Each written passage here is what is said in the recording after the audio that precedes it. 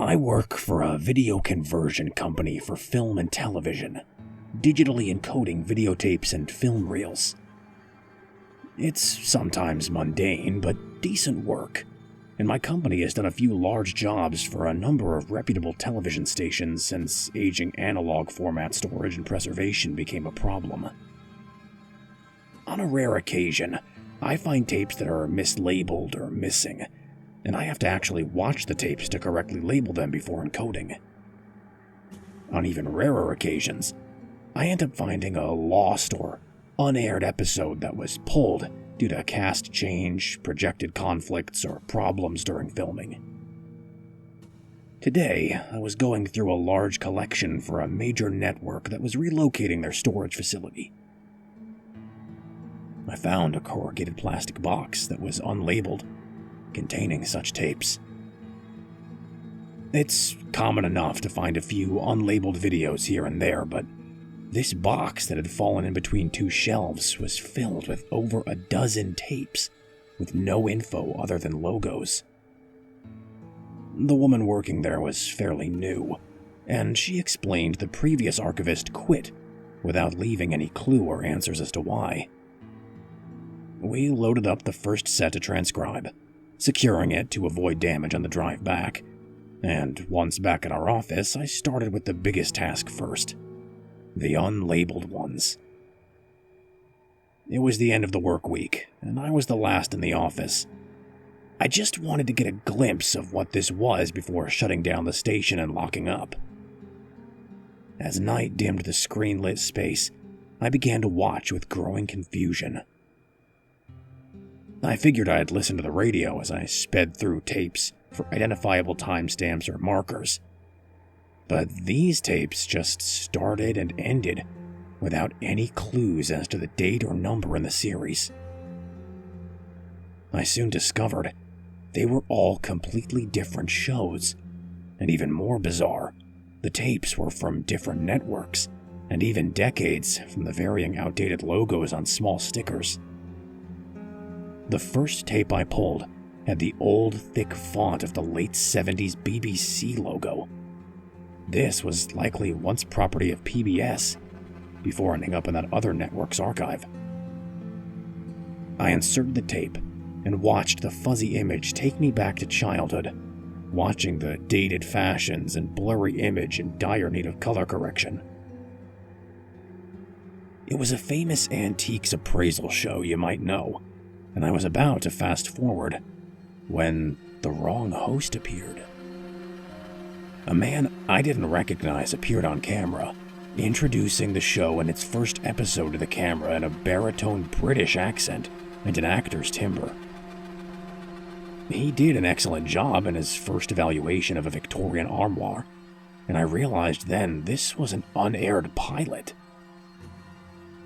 Unaired pilots exist for a number of shows, from Game of Thrones all the way back to Gilligan's Island. The producers occasionally swap out actors or change the direction of the show before broadcast. I fully turned my attention to the television, excited to see an episode of a roadshow that nearly nobody else on the planet had seen. And as it played, I discovered the reason that it had been unaired. The episode started with the charismatic man who was most certainly not Bruce Parker, interviewing a woman about her silver tea set she'd believed to be quite old.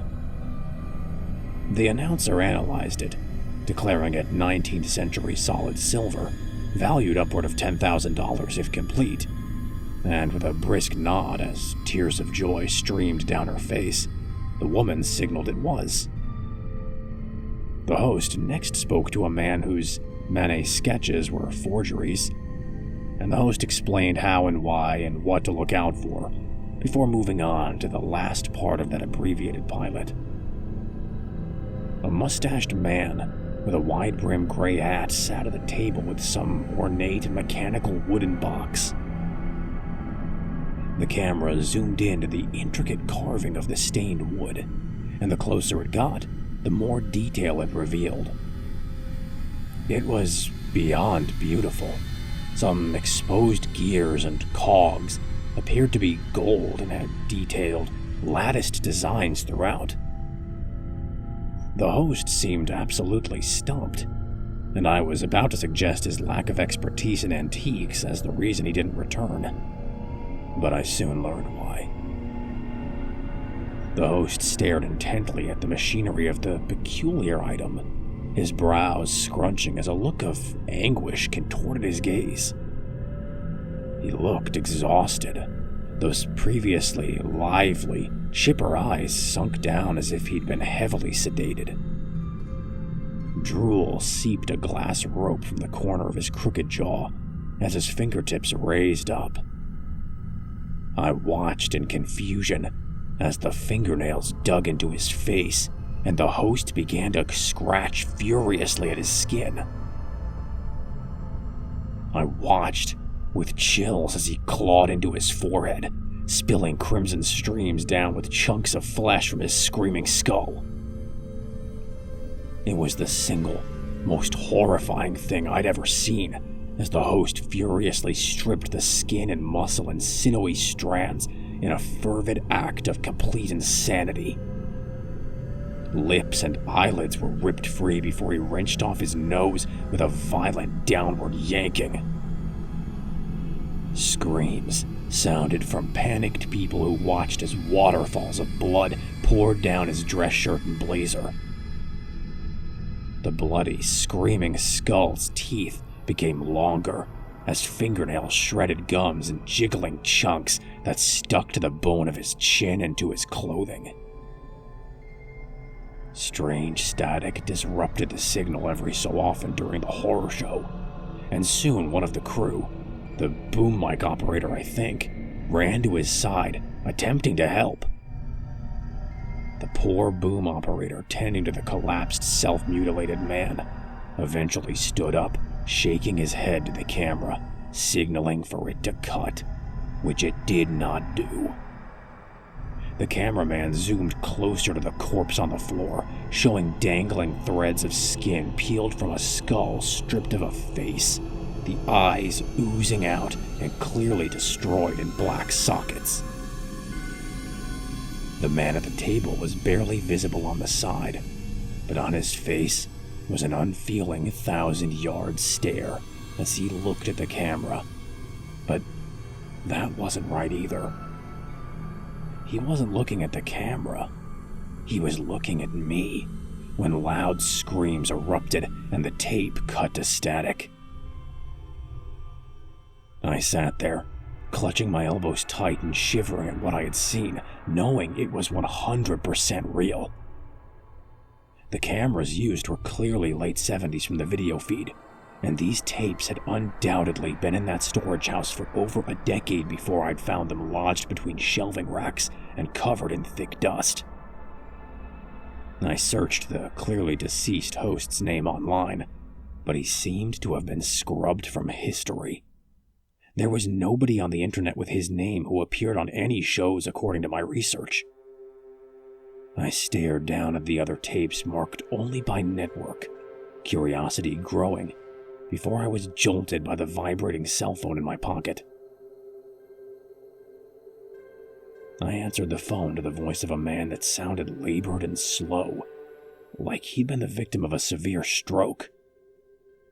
His deep voice stated my name, the end bending up in question. "Yes, who's this?" I asked, still on edge from the horrific imagery I'd witnessed. My neck hair stood up in unison from his slow reply. "My name is Calvin, and you ended up with something of mine." I darted my eyes out the large window into the night sky, spotting a flash from a reflection coming from the shadows of the parking garage across the street. My heart raced as he continued. "We can't unwatch things, but the mind can be forced to forget," the voice said over a tinny clang of metal utensils tapping together, purposefully audible over the line. I looked up with rising fear to the electrical hum of the elevator, the numbers counting up in its approach to my floor. I was in my office, alone after watching the disturbing images on that first tape. The elevator approached after I'd received a text informing me I shouldn't have watched it, and I panicked, sweat accumulating on my eyebrows as I realized the elevator was approaching my floor. The threatening words slurred out by this Calvin individual resonated with the clinking of metal as he implied he'd force my mind to forget what I'd watched. I couldn't help but think of my time in film school downtown, viewing the classic Brasil on 35mm and the metal tools used to scramble the protagonist's brain. I ejected the viewed cassette, placing it back in the white box of tapes before zipping my winter coat on and carrying the bargaining chips of unaired tapes to the restroom at the back of the office.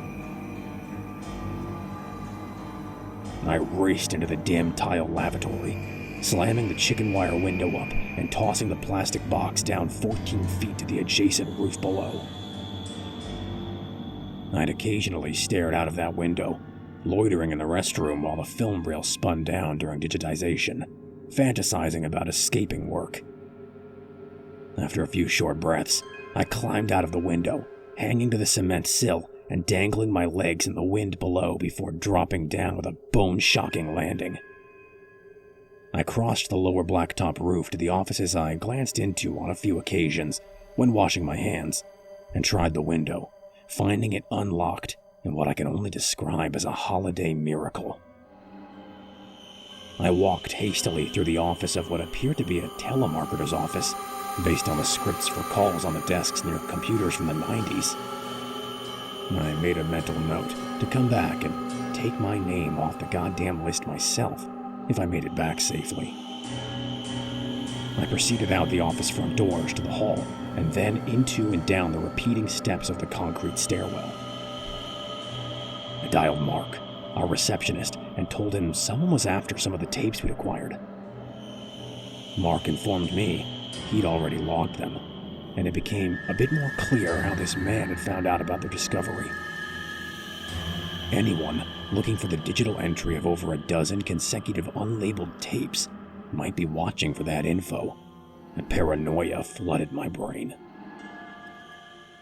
Mark informed me he had directed a call my way, and I began to pace in the stairwell, deliberating what to do. They knew my name and number. They must know where I live. Finally, I made my way fully down the cement stairwell to street level, held my breath, and exited the metal door to the streets. The holidays were a continued blessing as random shoppers flooded the streets with last-minute gift-wrapped boxes in the arms of straggling pedestrians. The white corrugated plastic box of tapes blended in nicely, and even helped after I'd popped in a souvenir shop to get a ribbon and bow around it. I only looked back a few times, but I saw some shady guys in dark bubble coats hovering by my office building's entrance, and quickly turned away to keep walking to the next corner, where I turned, and then turned once more, reaching a bus stop. After a short bus ride downtown, I arrived at my old college campus I won't divulge the name of. The security guard was easy to talk my way past with my old school ID that was tucked in the back of my wallet, but the door to the video editing room was, of course, locked. I knocked and was about to leave when a chubby student who'd clearly been napping at an editing station let me in with no questions asked. I headed straight to the back wall to the gem I was hoping to still be there, the Avid Media Composer 1000, which is able to transcode VHS to digital. An internal cheer erupted as I saw that clunky station I'd spent more than a few afternoons on, and I began converting the tapes one by one, ignoring the calls from unknown numbers, clearly Calvin. A few hours passed as I swapped tapes out one after another, transcoding like I was back at work, when I should have been en route to my family. I called them and apologized as there was no way I could endanger them. I transferred the files to a thumb drive while encoding the cassettes, texting a friend I'll call R in the gaps. I'll cut the tap dancing and tell you, He's a dealer, leave it at that. I told him I was being chased and I wanted to meet, saying same old spot, 2 hours, bring a USB to micro USB, when he asked where to be extra cautious. When he picked me up in a Suburban, he looked at me like I was crazy, which I truly felt. I gave him the rundown of events as he passed me the USB converter and an eighth of Kush, which I passed back along to him with 2 folded 20s. He tried to convince me that it might calm me down, but I thanked him for his time, shaking my head, and he handed me a phone. "This is a prepaid. Save your numbers on and use this if you aren't just geeking out," he said, wiping his nose with a smile. I thanked him and headed back to the building, trying to make sure I wasn't being followed. Free from immediate threat, I decided to find more about the curious box of sought-after tapes, and I loaded the one noting the late 80s, monochromatic Spotlight Fox logo, onto the Avid. I sat down, popped in my earbuds, and played the next cassette. I immediately recognized the documentary-style show about cops following a patrol officer behind the wheel of a Crown Vic Interceptor, even without the credits or iconic reggae theme song that would have normally been added later. The young, clean-cut officer was patrolling before getting a call and responding to a domestic dispute involving a couple on their property. He approached the older couple, yelling on their lawn, and was able to calm them. The argument, clearly about funds which they were in dire need of. The officer ended up giving them a stern talking to with just a warning. The officer then returned to his vehicle and described the beat, giving an overview about the types of calls he typically has to respond to, and I found myself with a newfound appreciation for law enforcement, as his radio chirped from receiving another call. A frantic voice listed an address in between static from signal loss, creating a sense of knowing dread as I watched. The cop arrived to a set of police cars parked haphazardly in a driveway, the officers inside the ranch-style home already. The officer approached the home with the cameraman hovering over his shoulder as he knocked on the door, which swung open into a dark interior. When the aperture adjusted to the dim lighting, the officer we'd been following whimpered, "What? My God," reflecting my own shock at the scene. In between flickering static interference, the image displayed a crimson shape about 7 feet tall, perhaps of clear red plastic or ruby glass, like a webbed abstract sculpture. Hard to see clearly, like it was blurry. A pinkish-red mist hazed around the deep crimson shape, extending from all directions in thousands of spikes like wineberry thorns. 3 officers with drawn pistols stood frozen still surrounding the humanoid form, which had shredded bits of what looked like bits of cloth, dangling from dozens of tiny branches of the shape. The more I stared at the strange figure, as the cameraman stepped around to film it from different angles, the more I understood the impossibility of what I was looking at. I was sure once I saw the metallic badge and shirt buttons detached from it, paused in rapid outward movement. It was the form of an exploding police officer, frozen in time with clumps of flesh, bone, and organs nestled throughout the translucent splatter that hovered in eerie silence. The other officers seemed frozen as well. It was as if the team recording the episode stumbled upon a macabre, life-sized diorama. I had to rewind when I caught a glimpse of gold, and sure enough, there was a peculiar object on the coffee table near the rupturing figure's form.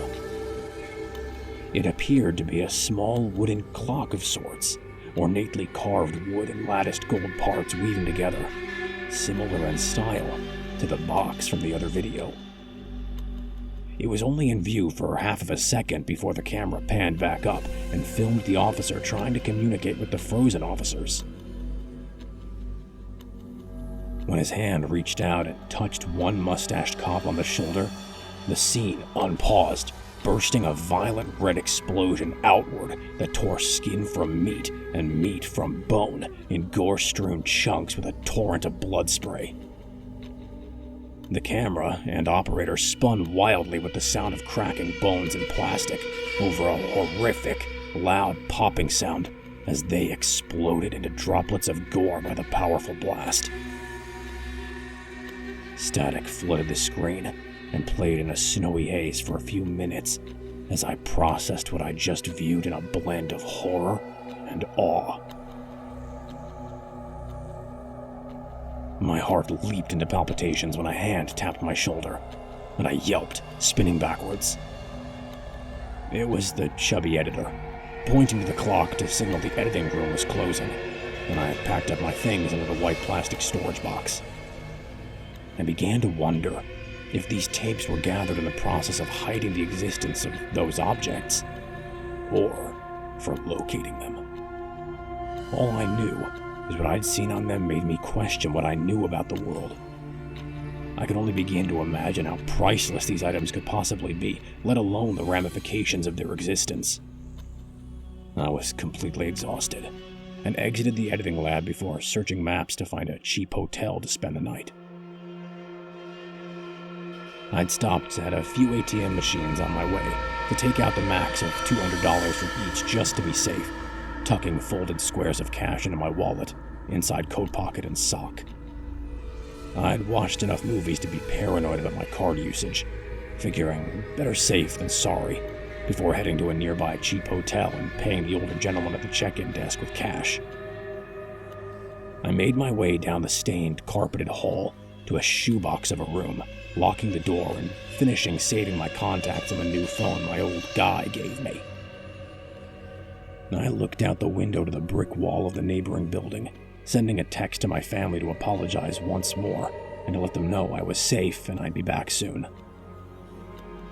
I flopped onto the stiff mattress and soon saw myself facing a boy with a long scar on his chin and denim overalls sitting in a plastic chair at a small gas station.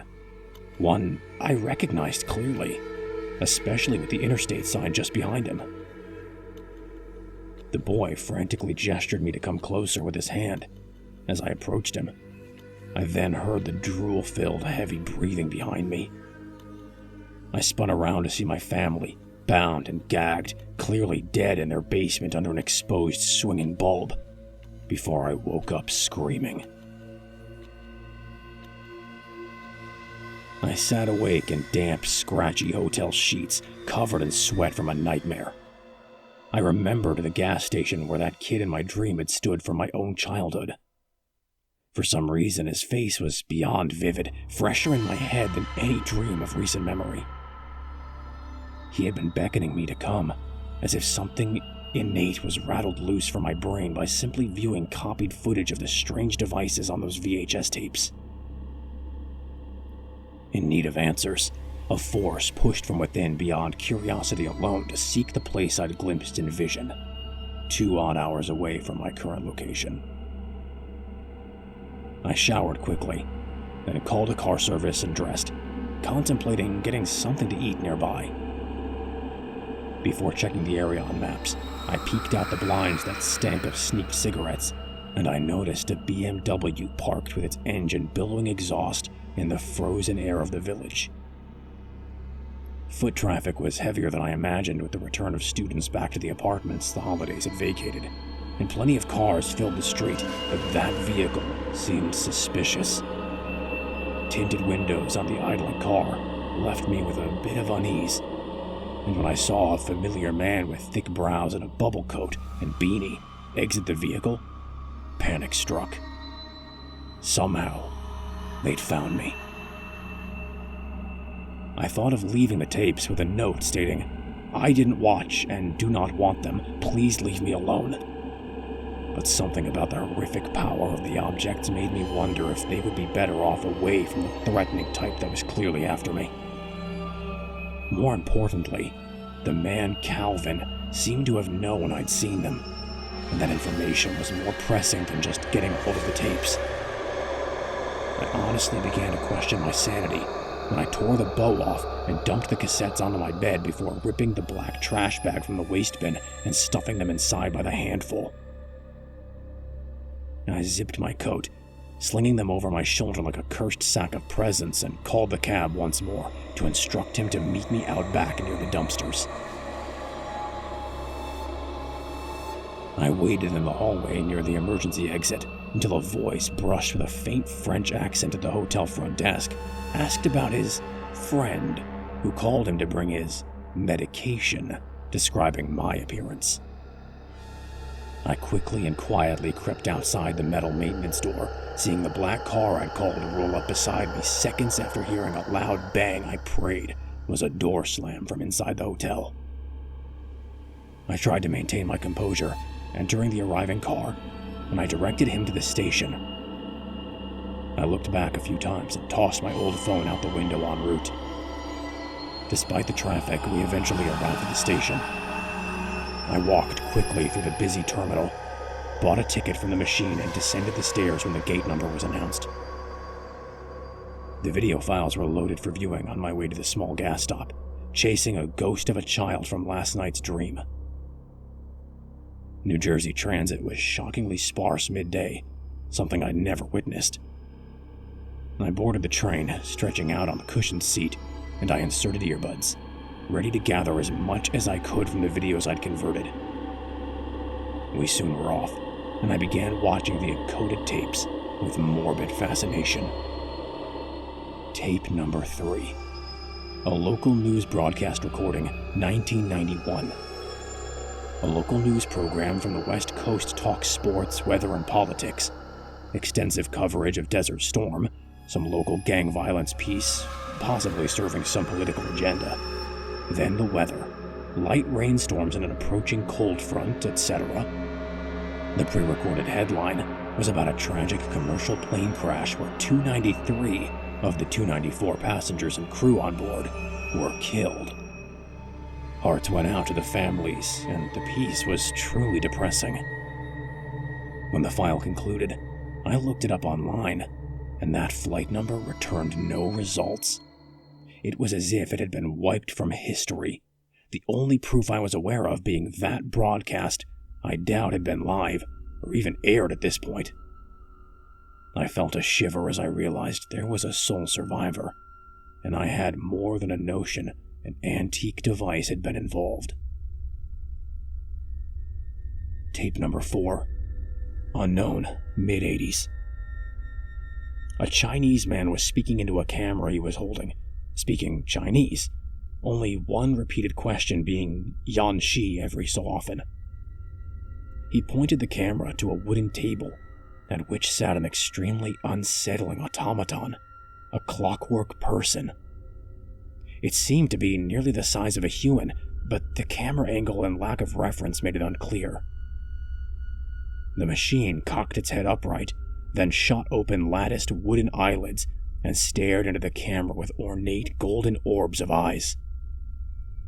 The mouth slowly creaked open, revealing the complicated gears within.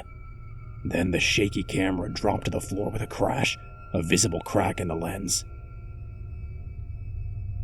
The camera on the floor was pointed at the thing's ornately carved wooden feet with golden cogs of inner mechanisms. The film played as weight seemed to shift on the gear-filled feet, and the wind-up robot seemed to stand on its own accord before walking off frame. Then the video cut to black, as if the camera was switched off before the file ended with static. Tape number 5. A popular history network, mid-90s. The gray-haired host walked into view and discussed the exciting new feature of a car GPS and other modern navigation methods. He proceeded to speak of cartographers and compasses, guiding by the stars, and go into detail about the origin of navigation. He spoke of marine navigation using octants and sextants and their origins. Astronomy and ancient Greek machines, such as the mysterious Antikythera mechanism, were explored, and then he spoke of a famous instrument maker and astronomer, Al-Zarqali, who'd created a perfected astrolabe, which used the angle of the sky to determine latitude and time. The host then spoke of a rumored acquaintance, a foreigner who he's taken on as an assistant and student, a man who he'd cut ties with, seemingly lost in time.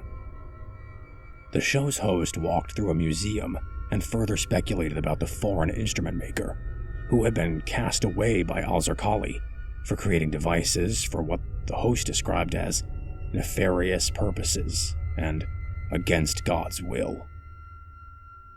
The screen displayed a sketch on millennia-old yellow paper, brown at the seams where it had been crumpled, presumably by Al-Zarqali himself. The machines on screen, with recognizable ornate clockwork features and latticed style, were unmistakable. I was, of course, not surprised to look up that show's host and of Al-Zarqali's mentee to find them missing from history, online or otherwise. No mention of the foreign understudy or any of his devices yielded any results. Tape number 6. Medication commercial, early 2000s. A couple were talking about asthma-related symptoms and a popular medication with an overly excited adoration. The couple spoke in their home in depth, then a second set of shots showed them hiking on a mountain trail, whitened fake smiles plastered to their faces as a narrator would normally speed read an unending list of possible side effects. I sat up in my seat, staring at the small screen, trying to make out the sun's reflection in the leaves that was shining on the forest floor the woman had stepped over. The fair-skinned woman started shaking, as if having a violent seizure mid-take. She was twitching but completely upright, and the male actor came to her aid before the scene transformed into an abstract, hellish nightmare. The forest floor, strewn with fall leaves, bubbled inward, as if completely distorted by some massive pushing force that bent the ground under her feet downwards. Leaves disintegrated into clouds of fine sand that twirled around the bending space in a circular manner around the quivering actress. The man slowly skidded backwards, his skin bending, stretching, and then flattening onto the unseen inside wall of a sphere that was simply not there. Blood flowed from the suffering man's pancaked skin, which ripped over poking bones that began cracking, fluid swirling around the convulsing woman in the air around her as he was reduced in seconds to a crimson smear like a planetary belt of mincing gore. The woman opened her mouth in a horrible wide scream before the exploding yell from the camera operator distorted the audio into a horrible squeal and then cut to static. I was jolted away from the screen and into my frantic world as my station stop was loudly announced over the speaker, and the train slowed to a halt upon my arrival. The screams replayed in my mind as I exited the train into the freezing December air. The white sky cast dreary shadows on a few bundled stragglers that mulled around near the station. A dozen or so people who appeared to be homeless walked with sullen eyes down the corridor to the platforms to and from the station's exit. I passed on a few dollar bills to begging hands as I walked briskly to the queue of a single taxi. The drive was short, and soon I saw it, the gas station from my dream on a quiet street with vacant buildings, with boards on the doors and windows. A few people drove or walked by, but only one man stood out to me. He stared out at me from a window from inside near the counter, tilting his head up as if to signal recognition.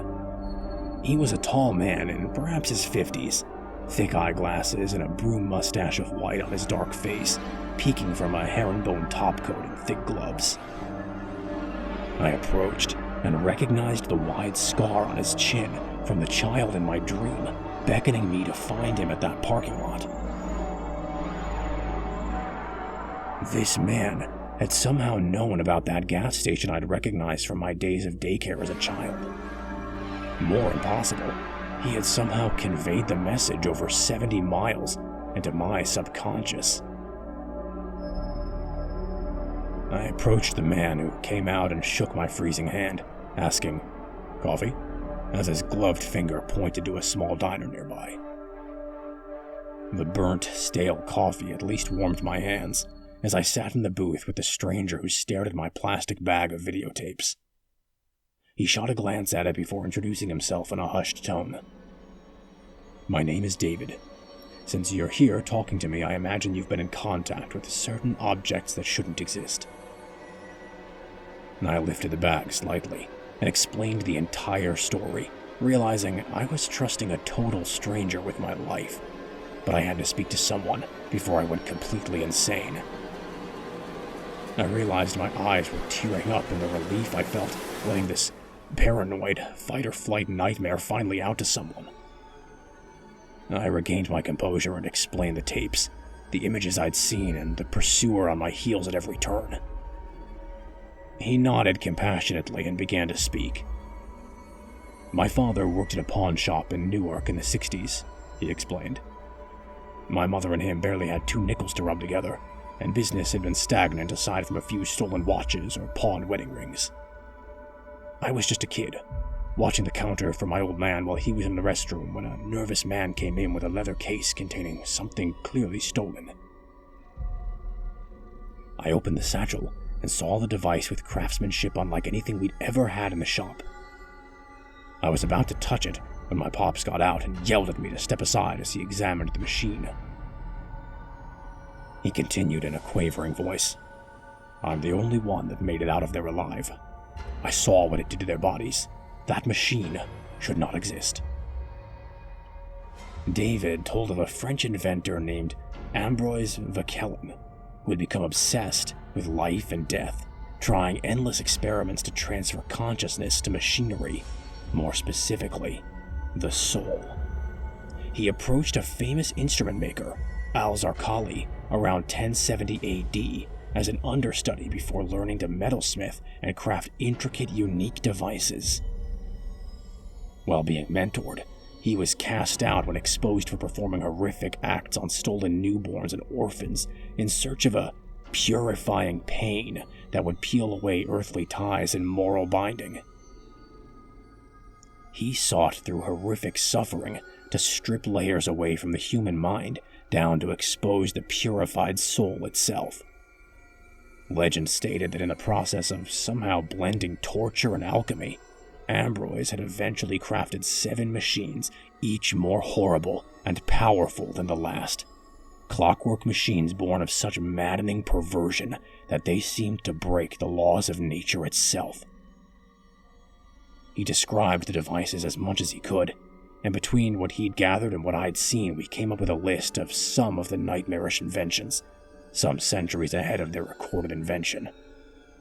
There was Vauquelin's music box, driving those who view its contents to self-mutilation and suicide. There was Vauquelin's clock, which seemed to manipulate time itself. Vauquelin's gyroscope, which seemed to create a sphere of revolving decimation. Vauquelin's compass, able to locate other artifacts, which we feared Calvin possessed. The automaton, seemingly sentient, and Vauquelin's egg, causing a protective distortion for the operator while liquefying those in its vicinity. There was one more David was sure of, but neither of us had any knowledge of it. I tried to absorb it all, the bombshell of earthly nightmares that had been uncorked for me in that thinly attended diner. For the past 40 years, this Calvin individual has been scouring the trails to track down these devices and destroying all evidence of them in the process. I thought about the hundreds of lives he's paid to extinguish in order to tilt the playing field entirely in his favor. He has seemingly unending funds, and he's dying. His money kept him alive, but mortality is the one thing money can't buy, and he's unearthed things that should have been buried beneath the deepest ocean floors on his journey to cheat death. I reached in the bag, picking up one of the tapes that didn't transcribe for some reason, a bit heavier than the others. "So what do we do with these?" I asked, holding up the dud tape and shaking it. Something rattled inside of it, causing my brows to scrunch in confusion. "Burn them," David said with an eerie conviction. "Burn them all, as soon as you can." It was as if on cue. With the thought of smoldering tapes, I noticed the billowing smoke of exhaust in the cold outside the window. I turned my head and dropped the coffee, spilling it across the tabletop, but I just stared at the large, familiar men in bubble coats that exited the Beamer, looking around before staring up at the window, spotting me there with David. "They're here! Run!" I shouted as I jumped up, spilling glasses and silverware to the floor as I ran to the bathroom, finding it locked. I realized that I had the rattling tape in my hand and shoved it into my pants, pounding on the door and looking back at the diner entrance. I stared in horror as David stood in place, removing a revolver from his coat as the two hired men charged into the building, firing off shots. David's face spilled out of one side, splashing red spray as he flopped down on the table as cueing screams erupted from the few patrons and waitstaff. I twisted the door, finally feeling it turn as a large woman glared rudely before screaming at the sight of David's corpse splayed over the booth. I rushed by her, locking myself inside, frantically climbing the toilet to reach the small window above as loud shots rang out, punching massive holes through the wooden door. My leg was on fire, and it was only then I realized I'd been shot. Pain stormed throughout my calf, causing me to twitch and collapse as blood poured from my maimed limb. The window was too small within the frame, and I pummeled it with my fist as bullets knocked off the door handle behind me, shattering the porcelain sink. I finally slammed open the previously painted shut window and squeezed out the tiny gap, ripping my shirt as I fell to the ground onto a cracking rib. I was coatless, freezing and bleeding from a large bullet wound in my calf that might freeze over before it stopped pumping out blood, limping without a clue where to run. I looked back with frantic eyes, spotting the man emerging from the car with a split, scarred face and a cane. His wide-brimmed hat was unmistakable, the same from that first video I'd watched. It was Calvin himself, holding onto a gyroscopic device of similar style to the relics I'd seen in the videos. It spun in his hands as he watched me like a hunter might a downed buck. I hobbled on a crippled limb, my bleeding shot leg swelling and stiffening in intense pain. I looked back to the diner and the bubble-coat goons that exited through the front door. Calvin's slurred shouting sounded in alarm. He pointed them in my direction as I dragged my slow, freezing body to the waterfront, knowing there was no safe place I could possibly get to before they reached me. I removed the heavier videocassette from my pants, shaking it before smashing it repeatedly onto the sidewalk as I collapsed in agony and exhaustion. Splintered plastic shattered away from the mechanism. Spring-loaded gears were revealed by the shattered case ticked as the freed device began to spin audibly. I wheezed in hoarse breaths, trying to understand the gold and wood machine, realizing the holes were for fingers as I slipped them in. The gunman was nearly upon me, Beretta drawn as I squeezed the arcane contraption, shifting its shape within my palm as the world dimmed to complete darkness. Blackness obstructed my sight in murky clouds that coated my eyeballs as if they'd been flushed with tar. Stinging pain hammered in my bones, creating a feeling the marrow was exploding outward, and I screamed as needles dug into my skin from every direction at once. Just as the pain seemed like it had to stop, it would intensify, rendering my body a cage of unfathomable torture. I stared at the confusing images before me, only half realizing my eyes were closed. The device induced visions of an impenetrable blackness, which was broken as the face of a young child emerged from within, watching me with curiosity. The innocent face then shivered and screamed, contorting as veins and nerves were yanked forcefully from within its skin, piece by piece, in a traumatic horror I couldn't help but see even with my eyes squeezed shut. The darkness whirled away like smoke in a breeze, and my sight returned to the present danger, to the gunman's raised pistol. The man began to scream, but his mouth just quivered, spewing forth teeth that rattled onto the blacktop. His splitting skin ruptured, sending piles of tumbling offal and shattered bones skidding onto the street in my direction. Calcium and collagen from his fractured skeleton tumbled from his flopping, steaming corpse onto the cold street, as if pulled forth magnetically. Calvin, out of the car and approaching, marveled at the violence of his employee's demise. The look on his face was of envy, intrigue, and desire for the toy in another child's hand. He limped towards me with his weight pressed on his cane, with wild eyes, licking his cleft, scarred lips at the destruction with a perverse hunger. His expression shifted as he realized he was next.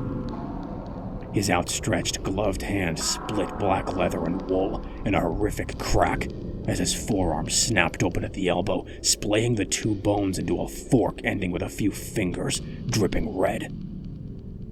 Every blood vessel in his eyes burst simultaneously as they reddened like maraschino cherries, clear fluids gushing from his nose and ears. The viscous spillage wept pink, then shifted hue to a deep crimson, thickening in chunks as muscle, gray matter, and organ tissue spouted forcefully from his splitting skin as his bones were pulled forth. He shrieked, a horrible sound, as I crawled backwards, dragging my numb leg as his coat popped forcefully open, delivering lungs, ribs, and intestines, adding a putrid stench to the air. Calvin's expression twisted into a horrified grimace as his face bubbled outward and split, flinging skull fragments through a stringy red pulp that was once his face. I stared at the discarded flesh and the slick piles of skin and organs that remained, my attention shifting to the mesmerizing motion of the mechanism at his side he had activated just before death. It was beautiful and hypnotic, twirling and dancing interwoven rings that spun in elegant revolutions of detailed gold and varnished wood. The gyroscope twirled smoothly, spinning the vapors of Calvin's unfolded body into a red liquid ring. I felt the tug on my foot, then my legs as I skidded on the gravel of the street, pulled towards the spinning mechanism. Calvin's corpse was decimated in seconds, minced and deconstructed into a puree of glistening gore that was pulling me in. I clawed frantically out of the small cracks in the street with fingernails that bent back in stinging pain as I was dragged towards death. My fingertips ground down through skin and into muscle as I reached frantically around, finding nothing to grip onto. I screamed and tossed the flat device from my hand towards the spinning unseen sphere with a diameter of 15 feet of ribboned gore suspended midair. The street below pushed inward, warped and cracking with booming brakes, and the vacuum sucked me towards my end in an increasing pull. I screamed as my body lifted from the ground, and I flew directly into the unseen blender as visions flooded my mind. In a last-ditch effort, I hurled the device in my hands towards it, and blacked out. A woman with green eyes and a deep scar on her cheek turned a clockwork artifact with gloved hands in an isolation glove box, studying the intricacies of the impossible invention. I saw other mechanisms being monitored in a large, sterile space, their own awareness tethered to my waking thought as my body struggled awake. The large facility was concealed underground, beneath an old department store. Dozens of test subjects, both animal and human, were discarded as they were shredded, snapped, and flayed under unseen forces to be identified, isolated, and copied. The pain in the back of my skull alerted me of a severe concussion, but I was alive. I sat in the dip of the street of spirograph paste that was once Calvin, in either one or both of his hired guns, for a few minutes, trying to gather my bearings. Only one thing remained in the gore-strewn scene that was intact. It was a device, the interlocked assemblage of both Vakellin's gyroscope and the one I'd operated moments earlier, somehow alive with the memory of its tortured creation. The vague allure of immortality and the doorways to fantastical realities toyed with my intentions as I approached the merged devices. I stood on my swollen leg, hobbling in the freezing winds to the device, and picked it up from the Pollux splatter of Calvin, feeling the perfect shape and angles with the numb tips of my blue and tingling fingers. I limped away towards the water, seeing faces and visions of men and women in white coats, studying and taking detailed notes each time my eyes dipped closed, as if the device was communicating with the others. I snapped back into my waking self by a blaring horn from a large truck that swerved to avoid crushing me into the intersection that I'd crossed unknowingly. I kept moving, unaware of my direction, weaving through unconsciousness in my waking trek towards the icy river as my eyelids shut. I felt the incorporeal link between the objects as my raw fingers caressed the impossible device in my frozen hands. A bearded man held a sign spelling "Change" in the divider, staring at me as I approached the river, the light in his eyes directed towards the priceless object. I finally trudged the last few meters to the river and lifted the merged abomination of devices with shaky arms, tossing it into the freezing river with a dull splash. I woke up in a hospital room, bandaged and coughing the fluids of pneumonia, nearly launching a plastic tube out that was housed deep within my sinuses.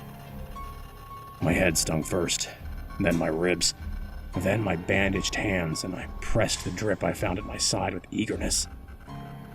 I was alive, and my mind raced through the events that felt more fiction than fact.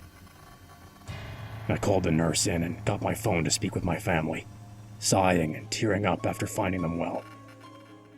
My father had dad jokes for days as usual, and mentioned he was a bit upset that I decided to spend my holidays with the lovely nurses of St. Francis instead of them. I laughed, with a mania only one so close to death could ever laugh. My father explained he was coming the next day to spend time with me as my leg and hands healed. The femur was nearly split by the bullet, and I needed surgery to remove bone fragments before a long healing process and physical rehab began. I talked about upcoming New Year's resolutions and asked about the nephews and nieces, and he commented something about just giving the money for their gifts next time a mugger approaches me. I asked him what he meant, and he told me to turn on the TV to the channel he was watching. There on the screen was the street I'd nearly died on, the man being interviewed clearly the other gunman, in his black bubble coat and beanie, describing a mugging-turned-shooting he'd witnessed. There was no mention of deaths, nothing out of the ordinary in the cover-up that had been perfectly executed. The people in the diner, when they were interviewed, were telling an alternate version of what they'd witnessed, and I almost believed myself insane until I saw the woman acting as a waitress interviewed. I watched her and shuddered, noticing the recognizable scar deep in her cheek under those shimmering green eyes.